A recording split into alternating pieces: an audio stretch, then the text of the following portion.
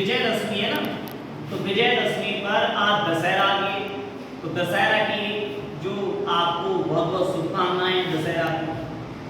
चक्कर क्या है प्रिय बेटा, आज के युग में लोग रावण को मारते हैं, लकड़ी का रावण, पुतला फूटते ना रावण, लोग रावण को तो मारते हैं मगर अपने अंदर का बैठा हुआ रावण नहीं मारते। हर व्यक्ति के अंदर एक रावण बैठा है, जो व्यक्ति अपने अंदर का रावण मार देता है वो व्यक्ति बिल्कुल निश्चल हो जाता है, राम को देख सकता है। जीवन में दो ही अंतर है, रावण विद्वान था, पराक्रमी था, योद्धा था, मगर चरित्र से थोड़ा डिफरेंस था। क्या था? चरित्र से। राम चरित्र के मर्यादा पुरुषोत्तम है, मर्यादा में रह के काम करते हैं। तो उनके जीवन में एक ही शॉर्ट में पूरी कथा बताते हैं कि सीता जी ने सोने के मृग को देखा, मगर उनको पता था कि सोने का मृग है, फिर भी राम से कहा कि स्वामी हमको ये हिरण चाहिए। तो सीता जी की बात राम ने मानी और वो हिरण को ला के दिया, पर हिरण तो माया रूपी निकला। तो कहने का तात्पर्य हो कि राम ने सीता जी की बात मानी तो सही, मगर रावण ने कभी भी मंदोदरी की बात नहीं मानी, और जब मंदोदरी की बात नहीं मानी तो रावण का अंत निश्चित हुआ। इसलिए पति पत्नी में एक हाथ पुरुष का है तो दूसरा हाथ पत्नी का है।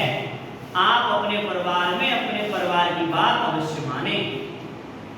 एक व्यक्ति गुफा में रहता था, अब गुफा में से जब वो एक दिन निकलता था, पूरे दिन नहीं निकलता था, सुबह को एक देर को निकलता था, तो वहां लोग भीड़ लगी रहती थी।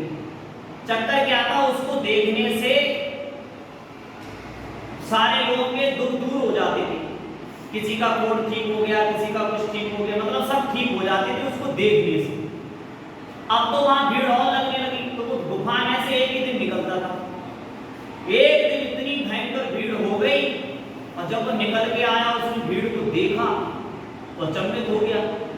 बोले बता, हमको देखने से इतने लोग ठीक हो जाते हैं, मगर इतने लोगों ने आज तक हमसे ये नहीं पूछा है कि भैया तुम जिस गुफा में रहते हो क्या तुम भोजन खाते हो, भोजन नहीं खाते हो, ठीक हो नहीं ठीक हो, अंदर क्या करते हो गुफा में, तुम्हारा कारण क्या है।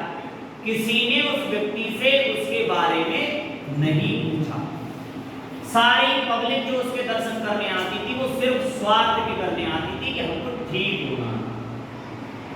उस दिन उस व्यक्ति को मालूम पड़ा कि संसार में कोई नहीं, सिर्फ अपने स्वार्थ के लिए लोग जीते। आज के युग में कहा उसे कह दो शराब छोड़ दो, तो पता उत्तर क्या देगा, तुम्हारे बाप पी रहे। किसी से कह दो पुड़िया छोड़ दो, पुड़िया खाने से कैंसर होता है, तुम्हारी खा रहे हैं। जब वो किसी की बात को नहीं मानता है, एक दिन जब हॉस्पिटल में पहुंच जाता है तो डॉक्टर भी उससे हाथ जोड़ लेते और वो कह देते भैया जो दिन खाओ सो खाओ, अब तो राम के ऊपर है।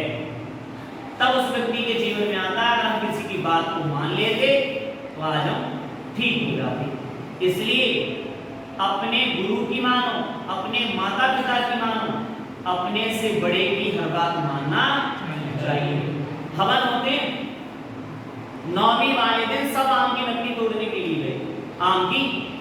अब जिसका आम का वृक्ष वो मना कर देता तो व्यक्ति नाराज होता कि हमारे पेड़ पे से क्यों तोड़ रहे हो।